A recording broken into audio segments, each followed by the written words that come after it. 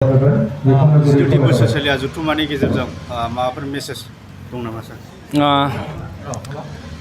काजिगाव दख'र दुलाराय बर' फरायसा आफाद बिथांमोननि 14थि बोसोरसालि जथुम्मा बेखौ साननैनि हाबाफारिजों खुंदोंमोन आरो दिनै बिथांमोना गेवलां मेल लादों आरो बे गेवलां मेलाव आंखौ हांख्रायदोंमोन आरो काजिगाव ओनसोलनि रायजो राजाफोरजों गेवलां मेलाव लोगो मोनलायनानै आं गोजोननाय मोन्दों। आं बेनि थाखाय काजिगाव दख'र दुलाराय बर' फरायसा आफादनि साफ्रोम बिबानगिरि बिथांमोनखौ आङो साबायखर बावदों आरो काजिगाव ओनसोलनि जेसेबां बर'नि माहारियारि संगठनफोर दङ, रायजो राजाफोर दङ, दिथागिरि दङ, आं बिथांमोननो साबायखर बावहरबाय आरो जों दुलाराय बर' फरायसा आफादा 2 बोसोरनि थाखाय जों बिबान बोथोराव फैयो आरो बे 2 बोसोराव जोङो जायफोर बिबानगिरिफ्रा बिबान मोनो बिथांमोना दुलाराय बर' फरायसा आफादनि मोनसे संबिजित दङ। बे संबिजितखौ जोङो दहाय लानानै बर' हारिनि सिनायथि, रैखाथि आरो थामोनथानि थाखाय जों खामानि मावो आरो दुलाराय बर' फरायसा आफादा 1967नि 15 फेब्रुवारियाव जोनोम मोननायनिफ्रायनो आथिखालसिम 57 इयार्स जाबाय आरो बे 57 गोलाव बोसोराव जोङो बर' हारिनि रायजो राजानि मददजों बिथांमोननि हेफाजाबजों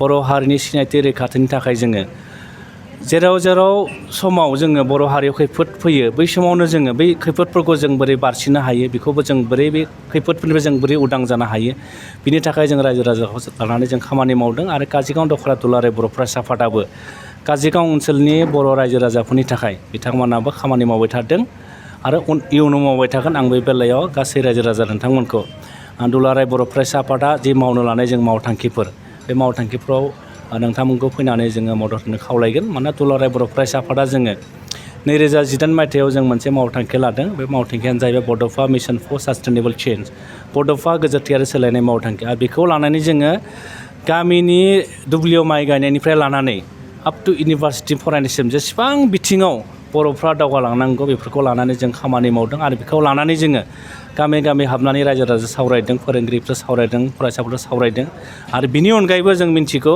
मोनसे हारिया जुदि दावगानांगौब्ला बे हारिनि सोलोंथाइ हारा दावगानांगोन। आथिखालाव जों नुदों बर' हारिया खुब 45% जों सोलोंथाइनि हारा जोङो दावगादों, माने 100 जनाव जों 45ल' लेखा रोङो।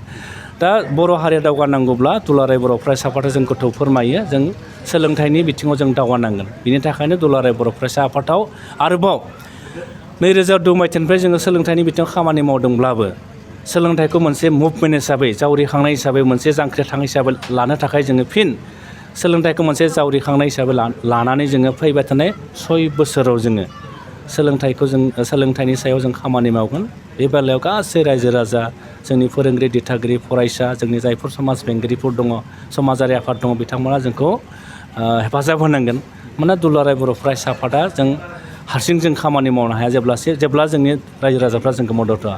ओंखायनो जोङो बर' हारिखौ बड'फा उपेन्द्रनाथ ब्रह्मआ सिमां नुलांनाय जि गेरेमसा माहारि दानाय, बेखौ जुदि जों दाफुंनांगौब्ला बर' हारियाव सोलोंथाइनि हारा दावगाथारनांगोन आरो बिनि थाखाय जों फैबाय थानाय 2 बोसोराव दुलाराय बर' फरायसा आफादा सोलोंथाइनि खामानिखौ मावनो थाखाय जों अलरेडि थांखि लानाय जाबाय।